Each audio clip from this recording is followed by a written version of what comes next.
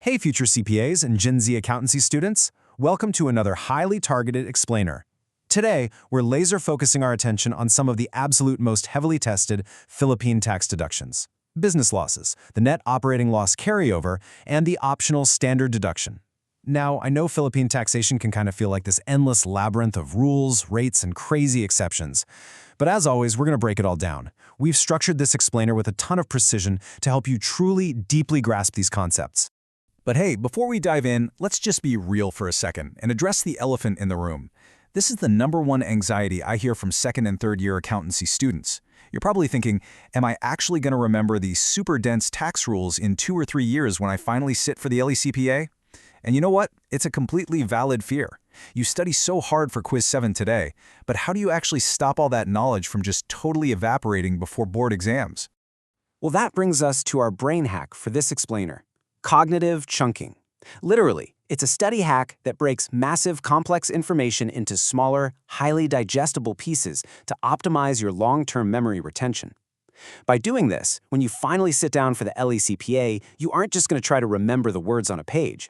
You're going to effortlessly visualize these core concepts. So here is our roadmap for today. 1. Casualty loss formulas. 2. NOLCO timelines and traps. 3. Decoding the OSD. 4. OSD for individuals versus corporations. And 5. A rapid-fire bullet review. Let's get into it. Section 1. Casualty loss formulas. Okay, so if you want to claim a casualty loss, you can't just deduct any random broken item. The baseline rules are actually super strict here. First and foremost, the property must be an ordinary asset that's actually used in your trade, profession, or business. Second, the loss has to arise from very specific events. We're talking fires, storms, shipwrecks, or human actions like robbery, theft, or embezzlement. Crucially, you can only deduct what you actually lost out of pocket. So if insurance already compensated you, that portion is totally off the table. The BIR does not reward you twice, right? And finally, absolutely no double dipping. If it was already claimed as an estate tax deduction, you can't claim it here. All right, listen up, because this number right here is an absolute favorite trap for examiners: 45. To claim a casualty or robbery loss, it is completely mandatory to notify the BIR by submitting a declaration of loss within exactly 45 days from the date you discover the casualty, robbery, theft, or embezzlement. If you miss this 45-day window, your deduction is disallowed, period. No exceptions. So lock that number in your memory right now. Now, how do we actually calculate the deductible amount? Well, it completely depends on whether the destruction was total or partial. For total destruction, it's pretty straightforward. You take the book value of the asset and you subtract any insurance recovery or salvage value. Simple, right? But for partial destruction, it's a bit trickier. You have to compare the cost to restore the property, which is the replacement cost, against the book value. You take the lower of those two numbers and then subtract the insurance. Here is the big catch. If the cost to restore is actually greater than the book value, that excess is not deducted. It has to be capitalized and depreciated over the remaining useful life of the property. That is a massive distinction you have to remember for computation problems. Moving right along, Section 2, NOLCO timelines and traps. So the net operating loss carryover, or NOLCO. What's really interesting here is how mapping out anomalies actually helps your brain remember the rule.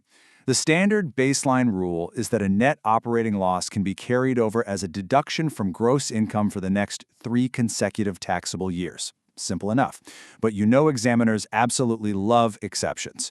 For losses incurred during the COVID years, specifically 2020 and 2021, that carryover period was extended to 5 years.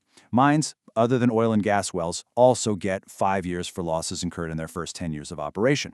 And if you happen to be a registered tourism enterprise inside a tourism enterprise zone, you get a massive 6 consecutive taxable years to carry over that loss. So remember those deviations: 3, 5, 6. Now, there's another highly testable condition for NOLCO, and it's called the no substantial change in ownership test.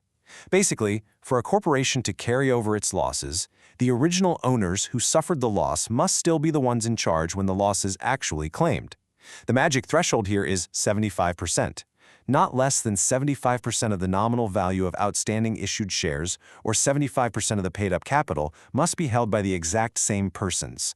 If ownership continuity drops below that 75% mark, poof, the NOLCO privilege just vanishes. So the really crucial takeaway is that NOLC is not some universal right. It is literally riddled with traps. If a net operating loss was incurred in a year where the taxpayer was exempt from income tax, you can't carry it over, meaning PESA and other IPA-registered enterprises that are enjoying an income tax holiday or the 5% special corporate income tax are completely ineligible for NOLCO on their registered operations. And guys, here is the absolute biggest LECPA trap of all, the MCIT. If a corporation is subject to the minimum corporate income tax because it's higher than the regular tax, they obviously can't use NOLCO that year. But does the 3-year clock stop ticking? No way. MCIT years burn right through the NOLC timeline without extending it. The period is not interrupted just because you had to pay MCIT. Let's clear our mental whiteboard. Section 3. Decoding the OSD. The Optional Standard Deduction, or OSD, is a brilliant simplification tool, but you've got to follow a super strict chronological logic here. Step 1.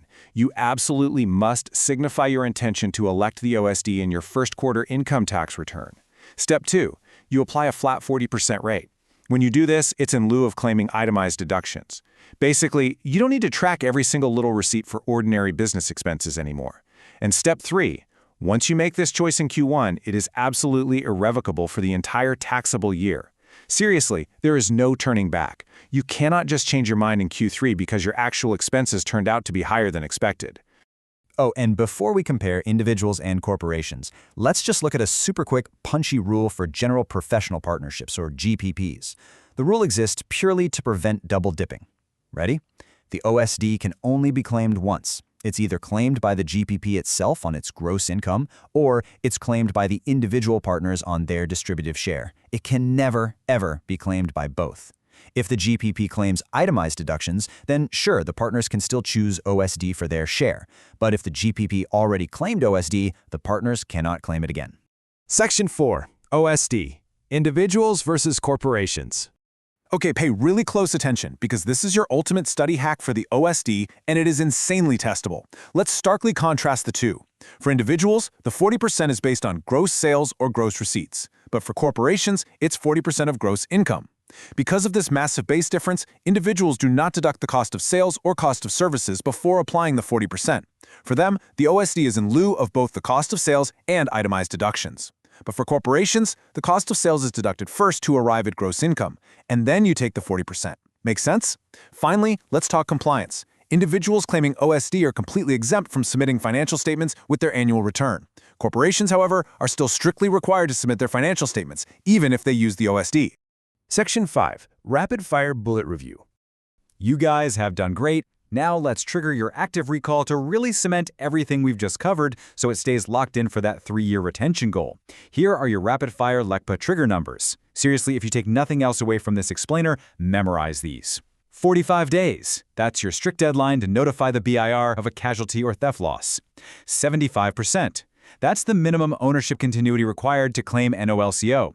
The numbers 5 and 6 represent your special extended NOLCO periods, 5 years for COVID-era losses and the first 10 years of mining operations, and 6 years for registered tourism enterprises. And finally, 40%, the flat rate used when electing the optional standard deduction. We have covered a ton of ground today using our chunking technique. Now, I want you to actively evaluate your own memory right this second. Think about it. Which of these LEC pet traps we discussed today, was it the capitalization of partial casualty losses, the MCIT burning the NOLCO timeline, or the totally different OSD tax bases for individuals versus corporations? Which one is most likely to catch you off guard on exam day? I want you to identify your weak spot right now, go review your notes on that specific concept, and turn that weakness into a guaranteed point. Thank you so much for learning with this explainer. Stay focused, and I will see you in the next one.